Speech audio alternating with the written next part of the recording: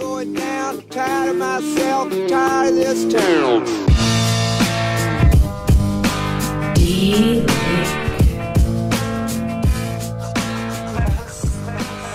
Eminent Waste of Time, presented by CW Motorsports, episode 73. I'm Doug. And I'm Chad. And we are joined today by Steve Mueller. And we also have with us Andy Kyner. There he is. All right. There'll be a quiz later on names, so make sure you were paying attention. I'm not good with names. So I made it back from Africa. You did. You didn't botch the podcast too bad. You started talking to yourself in another video, but It's what happens when you leave me alone unsupervised.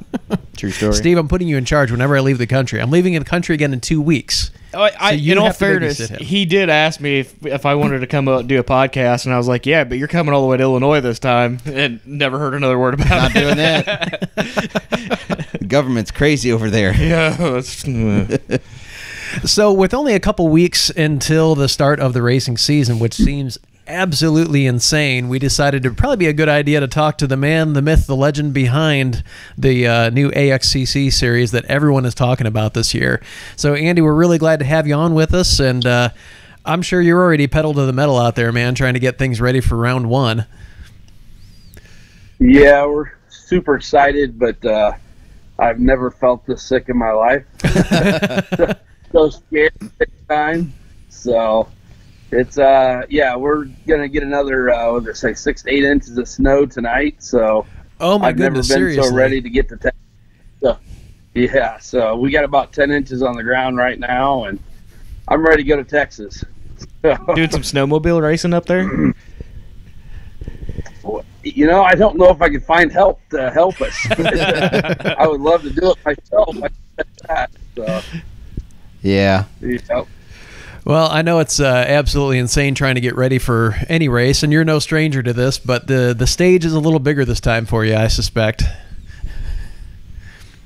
Yeah, it is. You know, we've been doing this for 15 years. Got a great team behind us right in our backyard. The Heartland's been going now for going our 12th year, but there's just absolutely nothing has been like this. To get a national series up and going in basically 4 months from the time that we decided to do it till the first race seems a little insane even for me to say that. So we're going to give it our best shot, though. I guarantee you that. I'm looking forward to it. I know that I was really disappointed when GNCC announced that they were taking away the side-by-side racing, because to me, that is one of the big up-and-coming sports right now. And maybe I'm partial because I ride side-by-sides and all that, but a lot of manufacturers have gone away from making quads and everything else. So, if you're not a dirt bike guy, there's not a whole lot you can do. And so I understand why GNCC did it. I mean, they had some complications with things that it just made it impossible for them to do it. I understand that.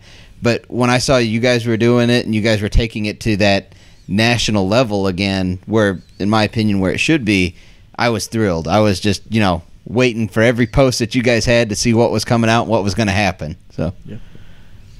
Well, I appreciate that. It's, and I don't, even in the very beginning, I think maybe even I questioned some of the stuff, the decisions that was made to drop it. But I've learned now that there's many reasons probably to understand exactly why they did. There's just a lot of complications in this sport of side-by-side race. I'm thrilled. I don't think it's ever really had a national platform before, to really be dedicated to them, split the classes up, get the pros where they should be, and really allow them to flourish, and we're super excited about it. We're facing some of the same challenges. The only difference is, and again, don't disrespect anybody, but that's our focus. We're only focused on four wheels, ATVs and side-by-sides, and I think that's going to come out pretty clear at that first race that we're going to make mistakes, but, when you got a single goal in mind, it's pretty attainable if you got the right people behind you. right. I don't think anybody expects you guys to be, perfect every round, never make a mistake. But I think it's we were all talking here before, a lot of the rules between series are really similar, but what you've kind of done is taken the rules that we'll call the standard rules, and you've been able to think outside the box and say, this rule doesn't really make sense. Let's change it to make it right for these guys to race. And that you're willing to do that, and make these changes to make the racing better. Like I said, nobody expects everyone to knock it out of the park and get it right every time the first time, but you're willing to make adjustments, make changes, admit that something was a mistake and change it, and we'll just move forward and we'll make racing better for everybody. And that's what I think I'm looking forward to the most. Well, I appreciate that. That's the only way that we're going to make this, because, man, I'll tell you, I'm so scared right now. I'm shaking just talking about it. But we're definitely... I was going to say, I know from like a racer's point of view that you guys doing what turbos couldn't do at GNCC, coming in and running, that in itself is huge. I mean, the market is the turbo, for the most part, but for most of the manufacturers, or the premier, side by side. So that I think was huge from a racer's perspective, because you couldn't do that at GNCC. Yeah, and there's, they've got a ton of people there that's, not there for the side-by-side racing, which makes it difficult, to get people in the right places and not allow this, but to allow this. And like I said, I don't want to speak on any means for them guys, but I'm much more clear now on why they did and did not do some of that stuff. But moving forward, you're exactly right. We're really focused on not just the racing itself, but what's going to help the manufacturers, number one, but how can we associate a rider's facial recognition with the OEM. That's our goal. We want people to be able to get out there. We want to get help for the riders from the OEMs. May not happen this year, but they'll all know our name at the end of the year. I promise you that, because we're going to be all over them with results, just how people act. We want to build a case for every single rider that comes out, whether they're an A class or whether they're one of our pro class, and to focus on that. I think I really believe our future is pretty bright when we can take this one single thing and run with it, and not be dabbling in it here and there. The sport deserves a full attention. So I'm excited. Well, and you touched on something there that we had talked about. You, Chad, and I had kind of talked right before Christmas, and about getting on the show. And but one thing you said that was your focus that really stood out to me, and you kind of touched on it there, was the racers. You said, I don't really care if my name ever gets mentioned. I don't care if AXCC never shows up on the radar in terms of, just promoting itself. You said, we're here to give people a place to compete, a place to do it fairly, a place to promote themselves. And I really appreciated that about you. You were very candid that this is about racers and about sport promotion, and it's not just about Andy Kyner. Look at him. He started up the biggest, baddest series out there. And I really appreciate that's the focus. We're kind of in the same boat here at EP. There's a lot of different stuff that we do, but really we want to promote racers. We want to show people what the sport is all about, and that's how we grow, and that's how things move forward. So really appreciate that. And you've stepped out in a much, much bigger way than we have. Yeah. You've got a lot on the line, but I think it's important that people understand your focus here is for them, and that's why you're doing this. Yeah, I appreciate that, because you're exactly right. Our sport's growing. We all know that, but there's absolutely no limit if we do it right. If we don't do it right, that's on my shoulders to make sure that we do this thing right, because if it's done wrong, our sport has a very low ceiling in it, and right now I just believe that there's so much more to offer, but in order to do that, we need the Rusty Wallace, the Jeff Gordons, of our sport. We need the kids, to understand where they're going. If they're starting to 170, I want them to act like, they know a Steve Mueller, they know a Kyle Cheney, they know these guys that are up there, and want to be them, and that's going to be our job, is make sure that happens. A kid in a 170 might catch Steve Mueller every so often. that is true. Yeah. It's I'll tell you, that's one of the biggest things is and I don't mind admitting this, we didn't have a kids class when we first started this. And in our ATV side things, kids is our number one passion. It's our future. That's why we survived so long here in Iowa with our Iowa series. And it was really hammered into me about these kids classes and this novice 570 class. And, the more I thought about it is, man, we're getting these kids in here wanting to be one of these top guys in a cage and stuff, but of the 170 class to come in, and it's like, okay, do we kick them out now for 5 years and ask them to come back to us? That's probably not going to happen with any sport when you do that. So if we can get them in, at that young age and get them excited, and the families get excited. You guys know as well as I do that it's a family when you get into a racing. I think every series should be like that. We will start from. I just had a great conversation with somebody today that's unfortunately went wrong for them and not going to make our races now. And it's one thing we want to reach out to them real quick and say, hey, I haven't even met you yet, but it's part of the family. Welcome to the family. And I try to actually sign off on every email. I try to respond to people immediately, when they call to ask about a number. It's one thing I told my wife the other day. I said, it's one thing to say thanks, but it's another thing to say welcome to the family. It's very important for everybody to understand that. Yeah. No, I fully agree. And, here in Indiana, we have a pretty big racing scene, I guess is the best way to put it. There's plenty of series for us to all go race at.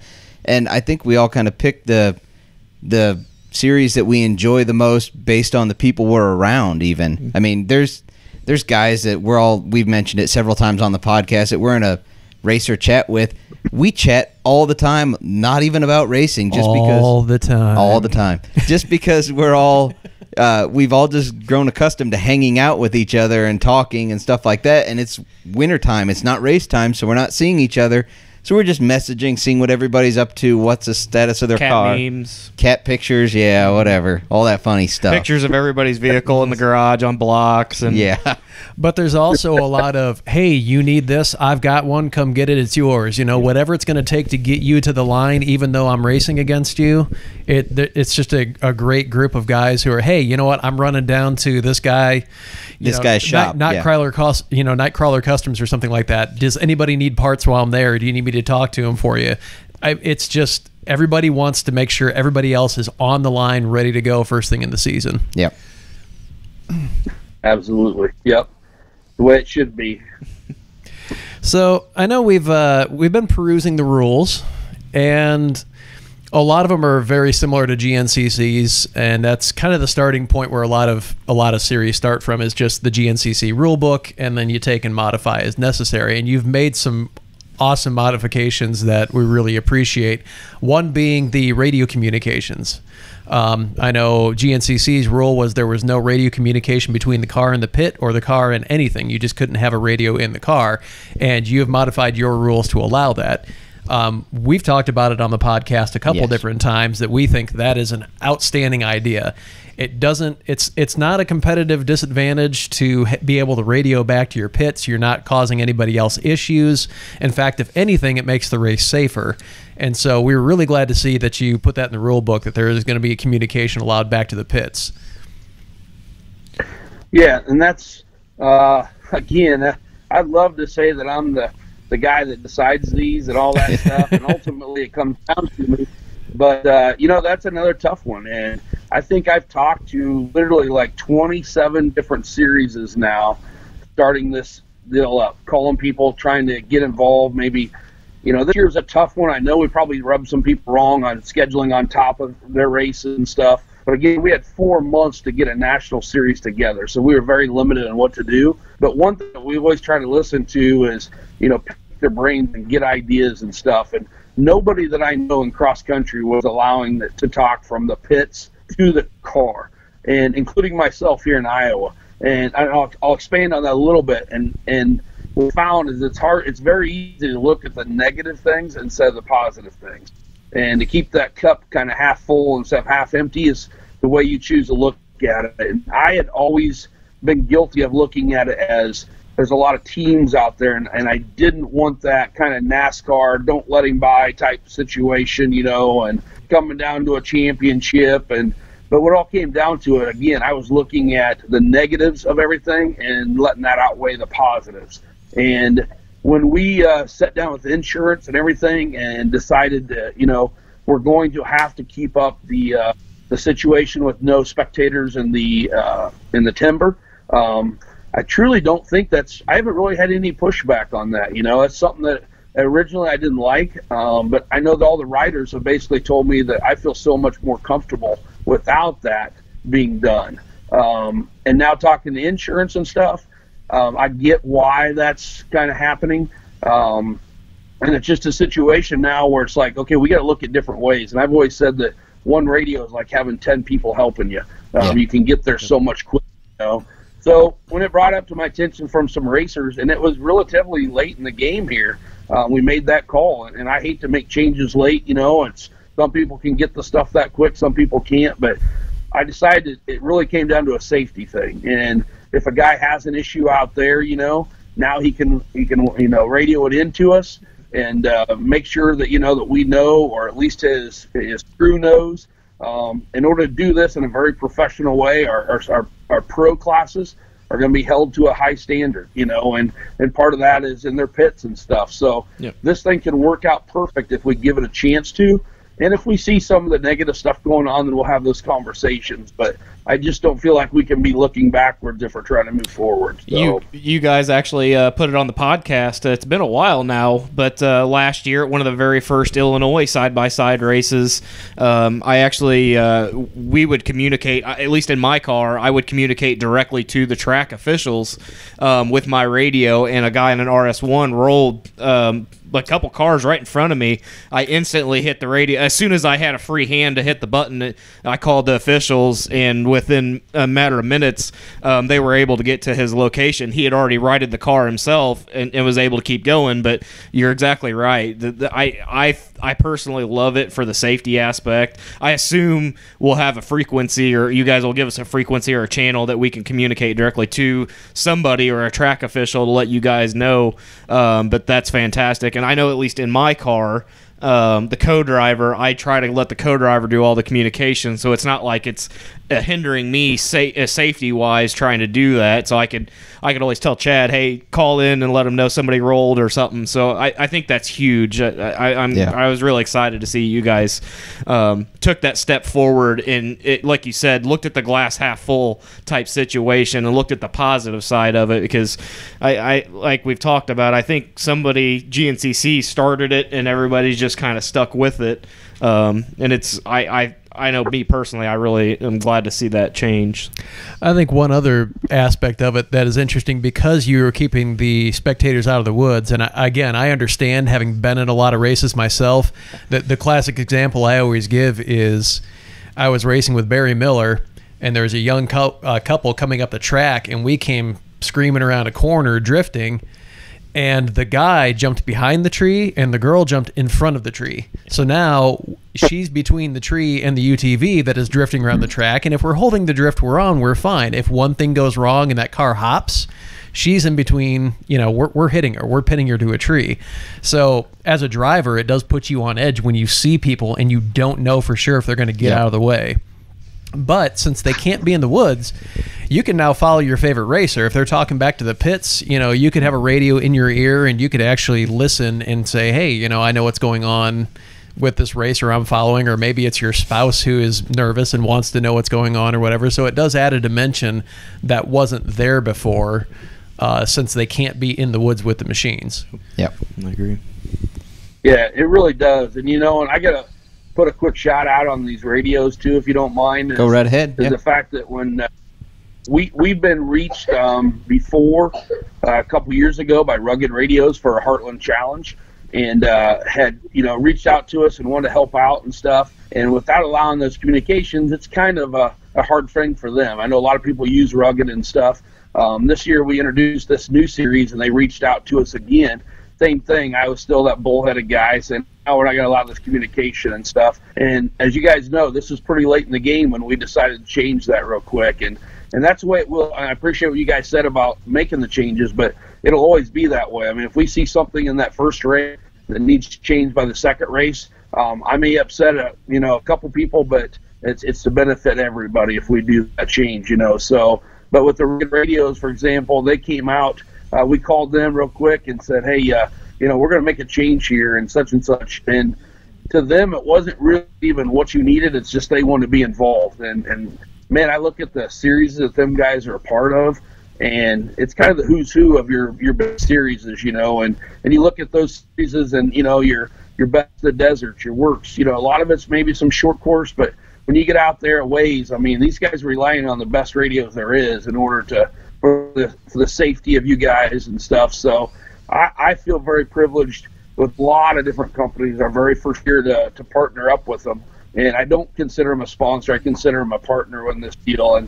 And Rugged Radios, they, you know, came on basically overnight. And we will be set up with Rugged Radios, and there'll be a big support, I know, coming from them to the riders and everything. So we're super stoked to be able to make that decision and move forward with a great company like Rugged Radios. Are they going to be coming to the races and providing any kind of support, or do you not know?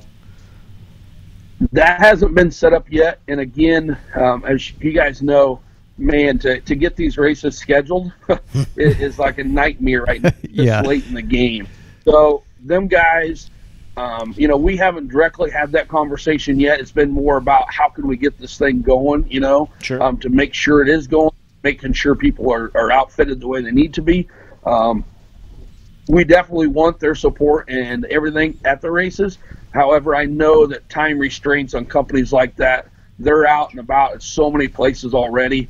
I would feel bad if they ever, you know, took a step aside from somebody they've been supporting all of a sudden just to come to us. So if they have the manpower, that'll be something that they'll be looking to do. I was just curious. I didn't know if that was something that you guys had talked about, if somebody maybe needed a new cable or something like that, if they were going to be at the track and have that kind of support or not. So that's why I was curious and asked. Yeah, no, we're definitely moving forward on stuff like that. Awesome. You know, AIM is I'm gonna bring them up really quick, but AIM, that's another decision that we had to make a really tough call on to mandate that, and that's been a little pushback here and there. But you know, for most people, if you guys are familiar with the AIM data systems, you know that we've put in there. That's again, it's really nothing for us other than to make sure it's a professional series, and for like Steve, you know, sitting there, the last thing you want for you and your sponsors is to ever be associated with not doing what you're supposed to, be cutting the course thing. And so everybody involved, us and you guys, that's why we decided to make the reason I'm bringing them up now is because they will be there as track support for the racers and for us. And there's some huge things moving forward with them that's just going to continue to get better each year there. So that was kind of one of the questions that we were wanting to ask you.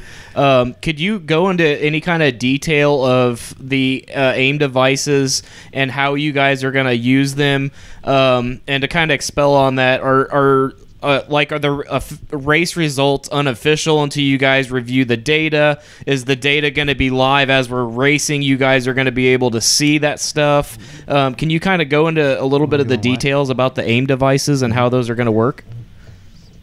Yeah, I will. And I'm also going to tell you that this is going to be a rough deal, so don't hold me to anything I'm about ready to say. I'm probably the worst. I'm probably the worst tech guy to be ever enforcing a situation like this. So, but with that being said, it really came down to this: is number one, cross country is the worst when it comes to people cutting courses, cheating, or even being, you know. And I truly believe this. A lot of times, it's being accused of cheating, not cheating. Yes. You know, it's very easy to say someone beat me in a way, but nobody can prove it. You know, so it's a tough situation. So doing that, that's one reason we want to, you know, people come and say, well, I race short course and we never had this. Well, that's because you're right in front of everybody. It's a very easy situation to maintain, you know. Right. If I had 50 guys out on that track, which we'd love to have, still wouldn't be enough to protect us in every situation. Yep. So these guys here, we reached out to them. Some of the guys that's been racing GNCC that was running this stuff, we had a lot of conversations. You'll find out I do that a lot. I hardly ever call a company up first without talking to racers that's been using this stuff to get their input on it before we move forward talking to a company. And I must have talked to at least, I'm going to say 5 to 6 guys, very minimal, on this AIM system to make sure that they weren't seeing a lot of, you know, holdbacks, you know, on the system, or they're not expecting this and getting less than what they're expecting. Sure. And that was not the case with AIM systems. The AIM systems does an awesome job, the way I'm understanding, at one, making sure that you are on the track. So as an example, what I'm most excited about is I'll have a system on my four-wheeler. I'll go out and around the track, dead center of the side-by-side track. And then set that's a on baseline. Exactly. Yep. Okay. I'll set that line. Then set the perimeters. Our perimeters are 25 feet off the track either way. But then I can also set, and again, I might have this a little off, so please forgive me, but I can set another perimeter. Let's say it's 45 feet off of there. And that is the you're out of bounds, you're done, sunshine type thing. So Sure. Said, when they come across, it cannot be reset by anybody except AIM and myself, I believe. So when it comes across, instead of it being a yellow light in their system, it'll be a red light. And that'll mean that I got out of bounds. Then we can go back, we can look at the data. Steve, if you're running the system, I can pull it from you. AIM can plug it in, basically, put it over our overlaying track, and it'll determine exactly, what's been happening. It might show that you did get off course. That is a legal situation to get around, say, a bottleneck, but it'll show that you got directly back on. Or it also might show that you decide to go down a open area instead of a timber area for another 500 feet past 5 cars and get back in, Wow. So it'll really allow us to kind of lower the boom on guys that are pushing it to the limit, Sorry, my dog's getting excited. That's fine. Yeah, it'll allow us to really mandate that. You guys all know I'm not knocking any racers, but I fully believe that 90% of the people that come up and tell me someone cheated are probably in the heat of the moment in the stuff, and whether it was actually a true cut or whether it was pushing it could be a different story. And I don't want to stick up for anybody that may have cut, but this is just taking it out of anybody's. There's no referee that's going to make a call. It's a hard line then when this is all set up for everybody. So with that said, that's just one part of it, but there's a lot of other stuff you can track when it comes down to your belt temperatures, your engine temperatures, your wheel spin, your RPMs, a chase light, to where you can tell if like NASCAR, I use it as their qualifying. So the only way I can keep this up is when you're qualifying, you watch it on TV and it's in the green because you're faster, but it'll go to red if you're actually slower, so that allows you to kind of yourself. That was one of the things that I was looking at that device, actually at PRI. So I was specifically looking to see if they were at PRI. I was looking at the device for the data logging capability, the belt temperature, and that kind of stuff that it provides during a race before this even came out. So you actually just sealed the deal for me. I went out, I've got it. Actually, several of us racers, we ended up getting kind of a group buy thing going, and we've all got a bunch of them coming, even myself, even though I believe Pro-AM classes that I'm running are not required, but you guys recommend them. I went ahead and sprung and got it. So, and you're exactly right. That's what we're going to see with this AIM system. It's not a thing where I don't feel bad about mandating that on the pros at all. I mean, I'll just make that clear. I don't feel bad at all on that. With that being said, I've already had Hunter Van Patten's one of our pro 4x4 racers. We had a conversation here a while back. He's going to put it on his ATV. He's like, hey, that's a beautiful thing for me as well. So awesome. There's a lot of people like that, and I can see a lot of the guys in the morning classes. It saves you a lot of time. Talking to Hunter Mueller even. Hunter Miller's telling me how much time it saves him from the way he used to dial in his belts, and just get things going. It's so much better. When they offer 3 different systems, basically is what we sent out to all of our guys. They're going to be there to educate everybody. That first one is literally just a GPS. Your second one, there's a lot of guys in the GNCC that was running that. I know, hate to do name drops here, but like Kyle Cheney races, the way I understand it, he uses that top of the line. And I've talked to guys that say that top one tells me a whole bunch of stuff that I don't even know what it is. So, I'm not telling you that's the best one, but I've also told a lot of people that called and said, I just need the GPS. That is all you're mandated to do, but you're really kind of selling yourself short. You can learn so much by just getting that medium one. And I think there's going to be so many guys at the end of the very beginning, they're all going to be kind of questioning it. I really believe that. By the mid-year, once AIM is there and their educational and track support, I think you're going to see a lot of people being like, we need this system. I don't care if we're mandated or not, Quick follow-on question. Are the results going to basically be unofficial until you guys review the data, or how does that play into it? So it's interesting because, especially on national, the worst thing you can happen is to redo your results. We want that to be official right from the get-go. And I'm going to play it, and I'm shooting from the hip when I tell you this. Am I prepared to answer it? No. But I totally understand. I have a lot of stuff coming with AIM that they can put into this game down the road. It's going to continue to get better. I know where their future and their vision is. It's going to dial us in unbelievably on this deal, to the part that we might be watching everybody's number on a TV going around, to where your pit crew can actually see, where your car is going and that you're continually going. So that's some stuff that's going on. But going back to that, scoring-wise, I think I will always continue to take that high road and deal with the guys that may cause us not to look at it like that, when they come up. I don't think everybody should be held to the kind of questioning everybody at the situation. I think we're going to be set up to where we can pretty much guarantee our scoring is going to be correct all the time.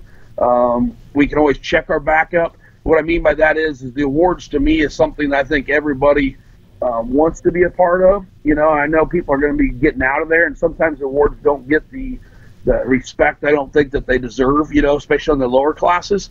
So we want to be able to say, yes, this is official, and if we have to go back and do that, there's a couple bad apples we'll deal with versus taking the 100 guys that did it right and holding them up. So cool. If that makes sense, maybe I'm beating around the bush. I don't know.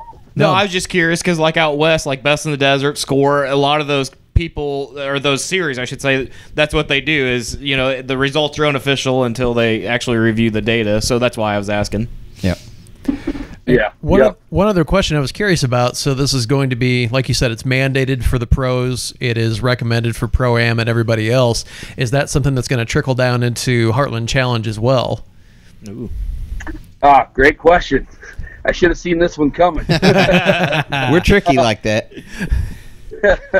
So let me tell you this. There was a lot of interest early when we first started doing this of making a class at the Heartland for our two top AXCC side-by-side classes and making this part of the series. We chose this year because of all the moving wheels to start out with. We wouldn't do that. But I'm not saying down the future that may not be a part of the combine the two, maybe down the road. But as far as this, we have already seen a couple situations with the Heartland Challenge where I would have really liked to have had this. Let's put it that way. Sure. And so I am stronger and stronger. I'm saying yes, that there very well could be something coming. With AIM just getting into this, I think AIM's going to go through some, everybody's going to have growing pains. Mm-hmm. And I want to get it worked out with us and our riders, and then we'll move on to the Heartland Challenge, if that's fair to say. Yeah. We'll try to give them a lot more heads up than what we gave you guys this time. Sure. But I can definitely see, I guess in short, I can definitely see in the future AIM having a big part of the AXC or the Heartland Challenge as well. Good deal. So we did have a couple questions that came in from some of our viewers for you.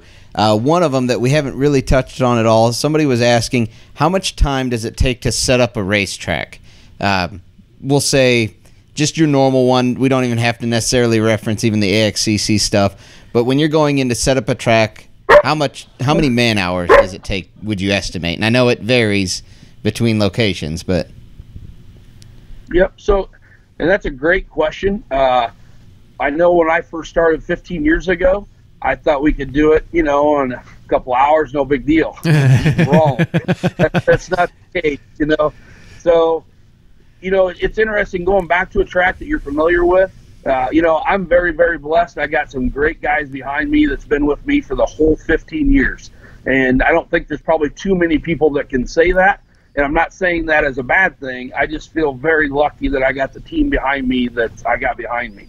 And with that being said, if we've been to a track before, my guys can truly get there on a Thursday, and they know what I want, I know what they want type situation. So it's very, I don't want to say easy, but we've got it figured out with our crew. And our local series, we can go in on a Thursday evening and be ready to race, at noon on Saturday. That's not an issue. However, if we go into a new track, every track is different, but sometimes it's 2 to 3 weekends in advance getting that going. We all have the 8 to 5 jobs, so we basically do everything on the weekends. So it's, it could be 2 to 3 weekends on a new track and then that race weekend. But we try to lay a course out and then mark it all, the Thursday or something before the race. So on these, I'll be able to answer that a lot better in a couple weeks. We're very lucky, we really tried to make relationships, and I think that's what everything's based off of. Another huge shout out is Sean Hess and his dad Glenn, and the whole Hess Motorsports down there has been a huge help to us on this race. They know the territory, and you kind of get that with each race, people that know that territory, and we're going to rely on them guys heavy this first year, trying to make this thing done. But I would say once we get our guys in this first race, for example, we're headed down either Sunday afternoon or Monday early morning for the Texas race, and we'll basically knock it out all week this time. We hope to be able to move that up to like maybe a Wednesday through the weekend, maybe next year type thing once we get used to some facilities. But I would at least give yourself a good 7 days, for a track. Yep. So one of the other questions we had was, we'll say that a guy wants to come in and race the AXCC series, and he's not your normal racer. He doesn't follow the series, but it's going to be local to him that time, and he wants to run. Is Pro-Am available to him to run, or is he only going to be in the sportsman class? So that's a great question. If we would look at his stuff, the pros are sealed. If a Tony Stewart or Tim Farr, somebody like that was to come out and race with us, we always have like a 2-window opening that we would allow somebody like that into that class. But that's a very, very hard sell for that to ever happen. Right. The Pro-Am is where we would put them guys to compete with the Pro-Am guys that we feel that's right there anyway, and it should be on that next, the Kurt Tails and them guys. So the best way I can do this is because we're not really working co-sanctioning with a lot of different series by no means this year. Yeah. Truly, when it comes down to it, the only co-sanction just happens to be the Iowa series, which obviously we kind of control a little bit. So with that being said, though, to answer that question is we have our top classes are open guys, okay? The open guys I don't want running with our amateurs that might be that A and the Bs, because then that's going against what we're trying to promote for the amateurs to be able to do. So when they come to Iowa, our open class will run in the Pro-Am class. Okay. So that way that separates the amateurs to the pros. So Gotcha. That Pro-Am class, that can fluctuate, you know what I mean? They're there to take on the best of people that are not in the turbo class. And that's where we're going to find our next, not turbos, but our pro class, Yeah. And that's where we're going to find our pro guys. So, okay. And the cool part, with that being said, this year is really the only year that you're ever going to have the opportunity to fill out for a Pro-Am. It's the only time, or a pro class. All the rest of the time you're going to qualify. So there could be somebody in that pro class, and I'm sure there might be 1 or 2 that I've approved that probably maybe should not be approved for the pro class, no doubt about it. But this year they're going to have to race themselves in to get into next year. That guy in the Pro-Am, if he's setting number 19 next year, he's earning a spot in the pro class. We won't be sold by who a sponsor or who a name is. It's going to become who's the fastest racer is what we're here to determine. That's what everybody keeps asking me. Right. Why did you go Pro-Am? And you guys know, some of the people that we race with around Indiana know I'm not the fastest guy out there. No. So I knew my best possibility and to keep for myself growing and getting better was to go for that class. So that's what I did. Steve's kind of type of racing, I guess, is he's not the fastest on the track, but he's very consistent. Mm-hmm. Tortoise in the hare, typical thing. He always finishes in about the 5th, 6th spot, and at least in the series you run around here, and you make every race, and you aren't out of a race or wrecking or anything like that, because he kind of backs down. Instead of running at that 99% or 100%, he backs down to that 80%, and he's going to finish. My belt's on fire. I'm going to back it down. Yeah. So yeah, that's kind of his style. So I think that's why he went that direction. Mm-hmm. Sure. Yeah, and we've witnessed that at the Heartland Challenge. You've had some good runs at the Heartland, And, not last year. Yeah, last year. Last year we went a quarter of a lap. Yeah, we won't talk about that half-mile run we had. Yeah. Chad, I'm blaming you on that one. But yeah, no, the year before that was good. It was I rolled over and still ended up with 6. Your guys were fantastic. They were able to get us righted and get us back going, but still set me back 25 minutes, but still end up with 6. So awesome race. Awesome. Yeah. So one more question that we did have from people. I know that you'd mentioned that spectators weren't allowed in the woods, which we completely understand. Are you going to have designated spectator areas, or are they just kind of allowed in the open fields, or what's the plan for spectators? Yep. So I'll tell you, number one is my commitment right now is 110% safety and gear oriented towards the riders. Mm-hmm. We got to do that. This sport deserves spectators. It's something that I have never truly worried about, meaning trying to get people in to watch it. We've always tried to do the absolute best race that we could. But I do understand now that we've got a little bit more on our shoulders as far as this sport to grow. It has to have a little bit more on the spectator situation. And with pulling them out, that does make it tough. I might also go back and say I'm liable to say something wrong here. It might be completely opposite of what we end up doing.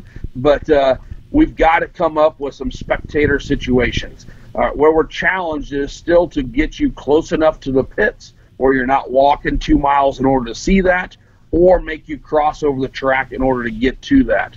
It sounds so much easier than what it is to really do, that that is going to be a big challenge to myself personally. And then after the track is done, we have to be able to look at that and say, where are we getting them involved? If we want them coming in to see it, we want the TVs to be there to see it type stuff eventually, we've got to turn it into a non-spectator sport into being a spectator-friendly sport. So I don't have the answer to that, truthfully. I'd like to tell you that Sean Stratton, my media guy with XS Motorsports, is really good at the GPSing and the dialing this stuff in. Our goal is to eventually find those, have it up on, let's say, a board, showing you the track with the spectator point is obviously our primary focus on the spectators. Will that show that first one? Maybe not. We might be super happy just to get the green flag dropped and throw the checker. Yeah. Just to start on time, yeah. Yeah. That is one of our focuses, though. And again, it's going to be a work in progress on that one. Yeah, no, that's fine. Like I said, I understand that you guys probably don't have all the answers, and we're just springing these questions on you. So, Sure. you had no idea what we were going to ask. So it's. Are you guys going to do any type of live coverage or anything, or is your goal to do anything like that, kind of like GNCC did, like Racer TV? Yes, eventually down the road. I did a podcast a while back with somebody, and I brought up the fact that my head scoring guy, Chris McKean, and I went out to we've never missed the Ironman in, I don't know, 16 years or something. It's like our vacation. We love it. And when we pulled in this year late on a Friday, I think it's Friday night late, we pulled in, and you guys know how big that is. And we looked at there, we walked in, and Chris asked me, he goes, what are we getting ourselves into, because it's so big? And that's just it. They are so big, so advanced. We're the new kid on the block. We're going to start out little. We're not going to bite off more than we can chew. We probably already have, to be honest with you. But we're going to focus on what we can handle and then keep adding to it every single year. The guy that leaves after that first race and says this isn't what I thought it would be will be definitely missing out as the road goes on down, because It's going to continue to get better. And as we build our team bigger to have more people, it's just going to continue to get better, and all that kind of stuff is on the chalkboard. It just may not get crossed off right away. Yeah. So Andy, I know that you had an announcement regarding AXCC you want to make here on the podcast, and as evidenced by every show we've done, time gets away from us really, really fast. So we want to make sure you had some time to do that before we end up doing whatever it is we do to finish this show. You can tell we've got a plan. Yep. So, first of all, I want to thank you guys. I didn't say that earlier, but I want to thank you guys for allowing us to come on. I'm not a big guy. I'm getting better on the social media. These podcasts are brand new to me, to be honest. I've listened to some of you guys' Heartland challenges in the past, reached out to you guys and stuff, and there's just not enough of them, and we need I was talking to Rugged Radios today, and I believe they're listening, when this thing comes out, because they're a big podcast fan, they said, and I said, hey, listen to it. We're going to announce some stuff. They want to know about you guys, and I think what you guys are doing are so important. So we want to continue to build, like with you guys and the podcast, to get stuff out there. And one way we can do that is by giving you guys some info that hasn't been out there yet. And as we grow, we want you guys to grow, and and it allows the everybody to work together, I guess. And one thing that we've learned before I get into this, all these series that we've dealt with has been mixed emotions, and I don't hold it to anybody. If they're like, whoa, who's this cat? It's like, I get that. I'm a short, fat guy from Iowa. I get it. You know what I mean? And I'm reaching out to these guys saying, we're coming into your territory type thing. And I just want to make it, I'm getting to the point, I promise, but I just want to make it very, very clear. In order for any national series, I fully believe, to happen, you have to strengthen your local series. And that doesn't make any difference if they're 30 people or if they're 700 people. It's on the same platform to me. Everybody out there is promoting and trying to do it right. We want to be a part of that. And it might just be me asking Steve what your local series is. What do you normally race? That's something that's so important for us on the podium, is to find out where these guys are, make sure we get as much exposure to those local series as possible, And with that being said, in 4 months' time, I can't tell you how many feet I've probably stepped on trying to get this going.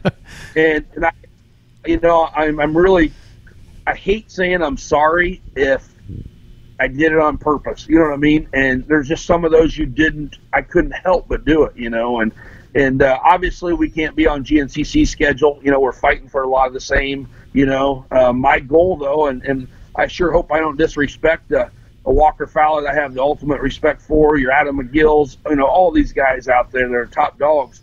But my goal, I'd love to have them guys in ours. But my goal is to find out who the Walker Fowler, who the Adam McGill's are in the Midwest and the South and stuff. There's more of those guys out there, and we're going to find them, and that's got to be the guys that bring this thing up to the top. And we got to do that by working with the local series. So we've moved our race and our schedules around. I know they've been slow to come out, but there's been a reason for that. Some good, some bad, but I think we've learned a lot even from the bad stuff. And, Indiana is a great example. You guys got at least 4 series over there racing now, You got 4 local series in a state that's, I don't think anybody could ever argue that's probably the most dominant, ATV, side-by-side, motorcycle state in the country, Yeah. And I like to say I is, but I can't say that. It's because we got nothing better to do. Yeah. So, with that being said, it takes a lot, and 4 months isn't the time to get that done with so many. What is there? Probably, I'm going to take a crap here and say there's probably 40 different dates, on schedule for you guys over in Indiana. Oh, and easily. That's not even talking about, and I'm not even talking about the bike guys, which I got all the respect for. It's just our focus is on the 4 wheels. But saying that, we decided to go ahead and pull out of the Indiana series because it just almost seemed like, I don't know, put a bad term on it, but man, there's a lot going on, and we really hope that we can get into that state. But as you see, we just kind of moved that race. We're still almost there, but we're going to Casey, Illinois, to Lincoln Trails, for our 6th race of the year, which we're excited to be. It's a smaller location, but every one of our races are going to be different. I promise you that. I don't need to have 15-mile course. We brought up spectators. If I'm getting to see, Joe come around every 45 minutes, that's not a spectator sport, you know. So I got to keep it interesting for riders, and I got to keep it interesting for the spectators, as we was talking. And that's going to be a unique location. Steve, I know you're one of them that recommended the place to me, you know. Yep. I literally had probably 10 to 15 people, recommend them guys to us. And Tim and I reached out to each other. I know they had a fire.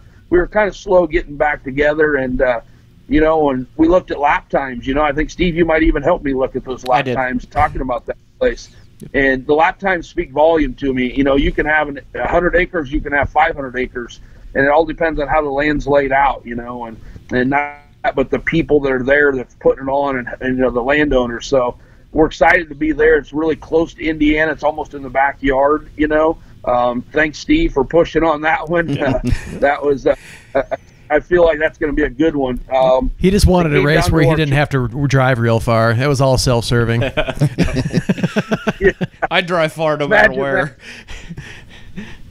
So our 7th race, I won't say too much, but we had a really, really good opportunity that I was so excited to get our cross-country guys into. Would have never been in this location before. Unfortunately, this year you're still not going to be in that location, but we are working really hard, and I think that we have a really good opportunity not only for the cross-country nation to get this corporation involved with us for next year, but it forced us to kind of move around and start looking, in the game for a place to host our final one. And we were pretty focused on our championship being kind of in the middle.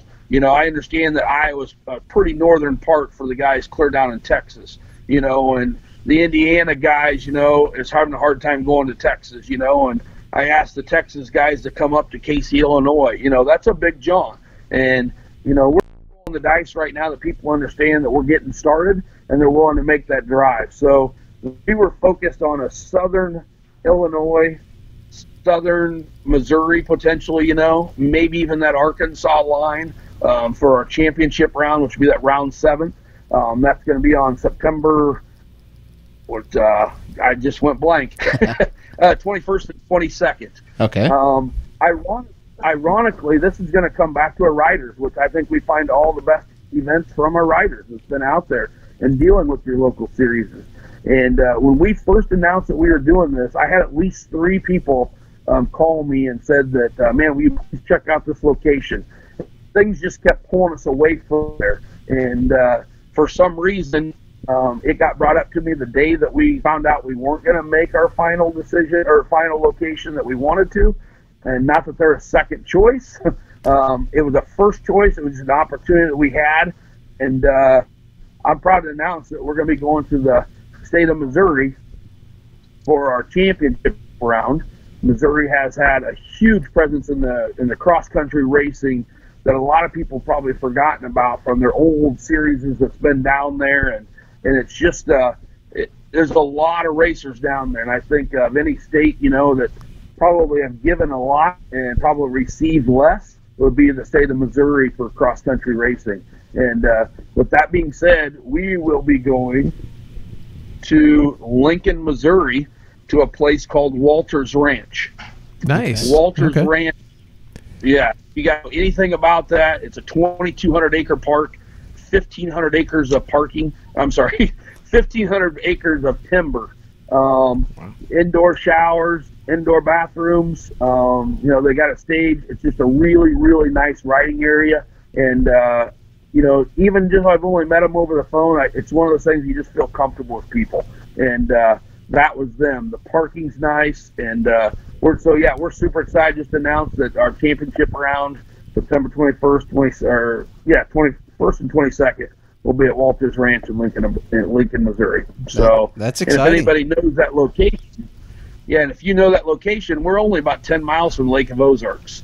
So there's a lot of stuff to be able to do around that area and stuff, not just come for your race. So, and we're really privileged with most of our races.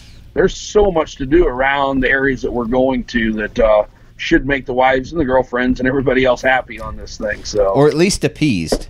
Yeah. Exactly. We'll take what we can get.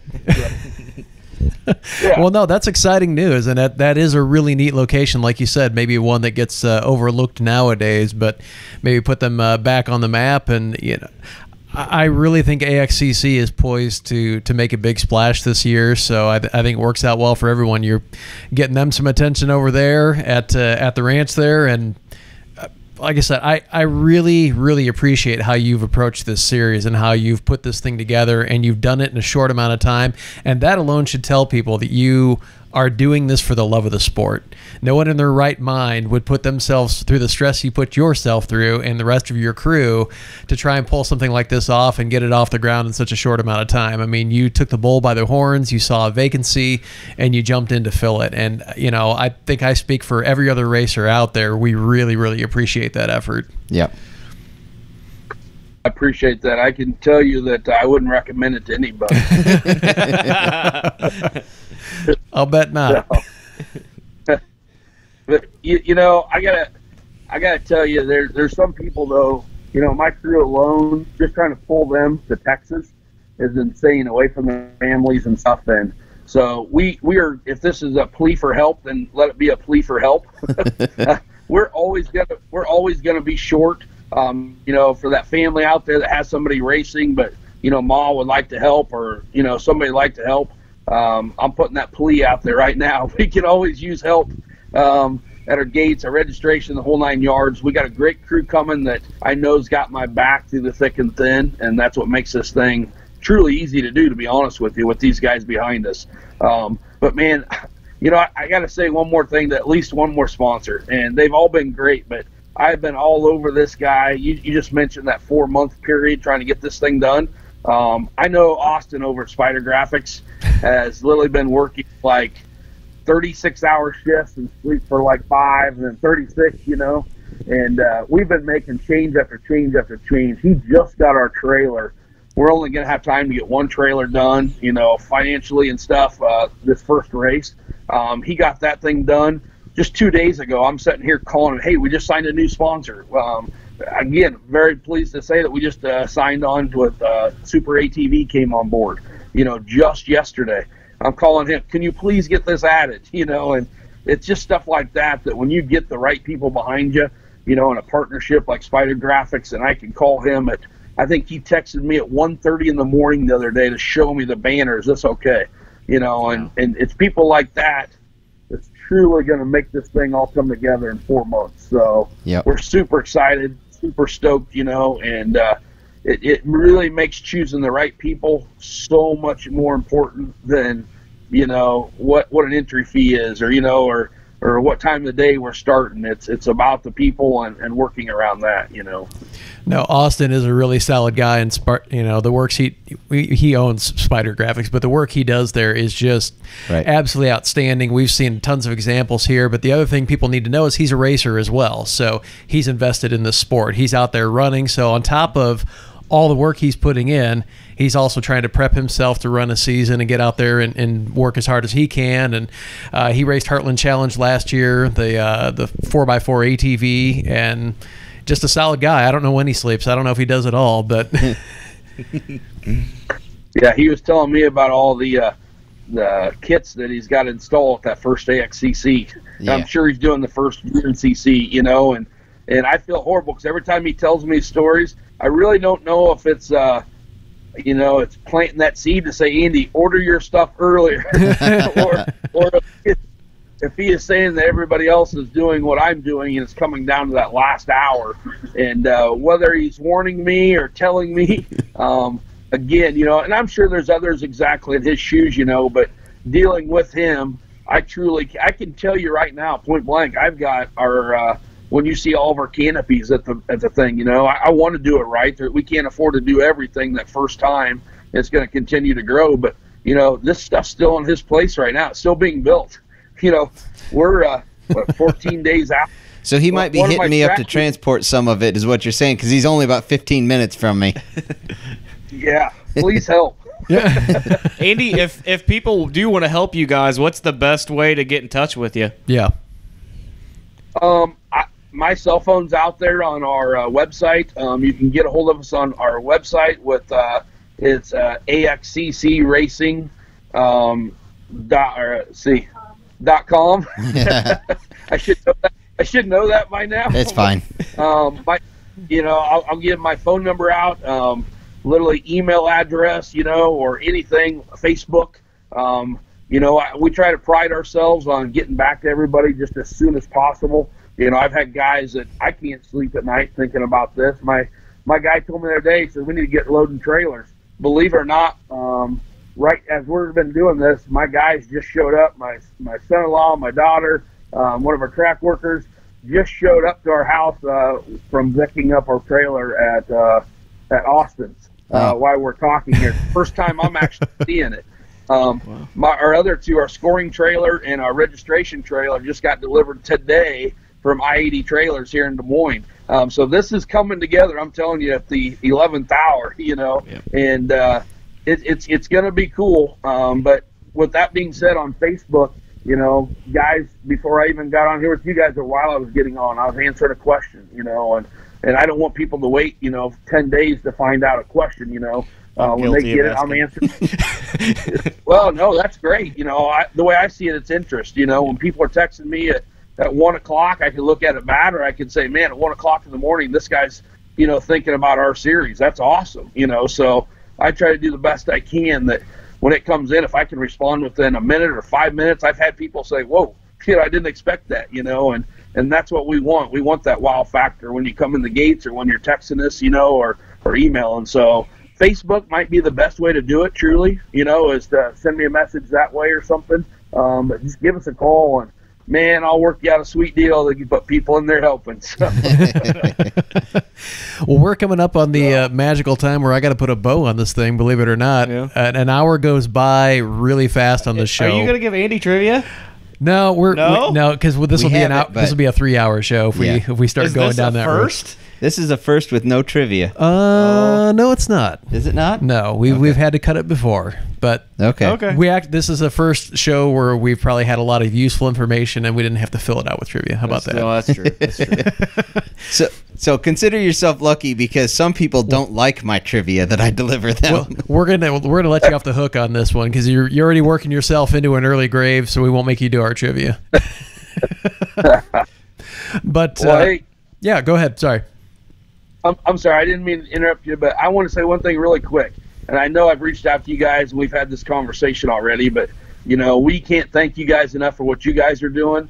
Not just the racers, they need to have that name recognition and be able to grow as a sport. But our sport's only going to grow, and obviously social media is one of the biggest things that we can be doing. And so we thank you guys.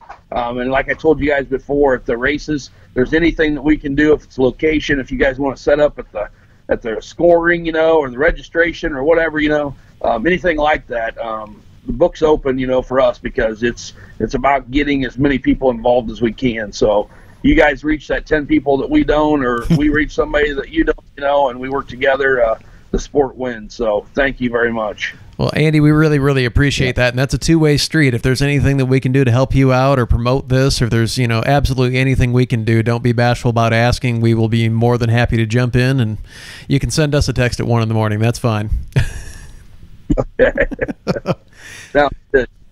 Well, we do want to thank our sponsors. Of course, we got CW Motorsports, who's come on as our title sponsor. Titer? What's a titer? I don't know. How about our title sponsor this year? One. There you go. And, of course, we've also got Spangs Fab in there, TGM Off-Road, and Watch Communications, who is hosting this whole mess, which is the reason you can see it right now. And our code Waste of Time, all lowercase with no spaces, is still valid if you need 1 month of free hosting for your new website, whether it's actual racing related or cat pictures or whatever it is you like to do there. You can find us on the web on Instagram at Eminent Racing, on Facebook /Eminent Racing. You can also go to our webpage, which is just eminentperformance.com. You can find the video version of this show on YouTube. Just look for Eminent Performance, or you can find the audio version on iTunes, Google Play, Stitcher, or iHeartRadio. Yep. We are everywhere. Everywhere and nowhere all at the same time. Everywhere you don't want us to be. Andy, thanks again. We really appreciate your time. I know you're a busy man, and just thank you so much for coming on, taking the time to answer a few questions. And I know we threw you a couple curveballs, but you handled them really well, and you're going to do an awesome job this season. I know you're worried. I know you're losing sleep and your stomach's in knots, but you know what? The green flag is going to drop, and people are going to be racing, and it's all going to melt away. You're going to be so glad you did this. Well, I'm going to take that as encouragement, and I'm going to sleep on that. So there you go. Yeah, I appreciate it. So, all right. And no matter how many race seasons you started this year, thanks for riding along with us. Thanks, guys. I'm tired of going down, I'm tired of myself, I'm tired of this town.